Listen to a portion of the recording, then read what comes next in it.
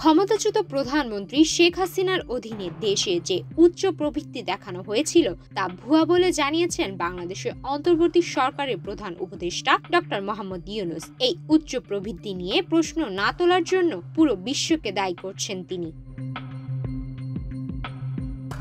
বৃহস্পতিবার ২৩ জানুয়ারি সুইজারল্যান্ডে world economics ফোরামসের বার্ষিক সম্মেলনের ফাঁকে ব্রিটিশ বার্তা সংস্থা রয়টার্সকে দেওয়া এক বিশেষ সাক্ষাৎকারে এমন মন্তব্য করেন তিনি। ১৫ বছর ক্ষমতায় থাকাকালীন দেশের অর্থনীতি ও বিশাল গার্মেন্টস শিল্পকে ঘুরে দাঁড় করানোর কৃতিত্ব দেওয়া হয় শেখ হাসিনাকে। যদিও সমালোচকরা তার বিরুদ্ধে মানবাধিকার লঙ্ঘন এবং বাকস্বাধীনতা ও ভিন্ন মতকে দমন করার অভিযোগ করেছেন। এ প্রসঙ্গে রয়টার্সকে দেওয়া সাক্ষাৎকারে ডক্টর মোহাম্মদ ইউনূস বলেন, শেখ হাসিনা দাভোসে সবাইকে বলেছিলেন কিভাবে একটি দেশ চালাতে হয়, কিন্তু কেউই সেটি নিয়ে প্রশ্ন তোলেননি। এটি মোটেও ভালো বিশ্ব ব্যবস্থা নয়। তিনি বলেন, এর জন্য পুরো বিশ্ব দায়ী, যে কারণে বিশ্বের জন্য একটি ভালো শিক্ষা এটি।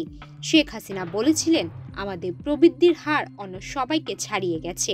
এটা একেবারে ভুয়া প্রবৃদ্ধির হার। তবে কেন এই প্রবৃদ্ধির হারকে ভুয়া বলে মনে করেন সে বিষয়ে রয়টার্সকে বিস্তারিত কিছু বলেননি ডক্টর ইউনূস। পাশাপাশি ব্যাপক ভিত্তিক ও অন্তর্ভুক্তিমূলক প্রবৃদ্ধির গুরুত্ব ও সম্পদের বৈষম্য কমানোর প্রয়োজনীয়তার উপর জোর দিয়েছেন তিনি।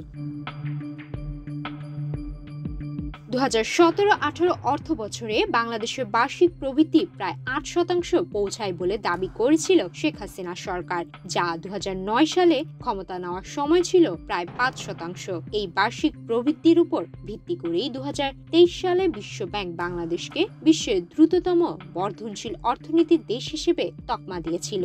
ওই সময় বিশ্বব্যাংক বলেছিল, ১৯৭১ সালের স্বাধীনতার পর ২০১৫ সালে বিশ্বের দরিদ্রতম দেশের তালিকা থেকে বের হয়ে নিম্ন মধ্য আয়ের মর্যাদা অর্জন করেছে বাংলাদেশ।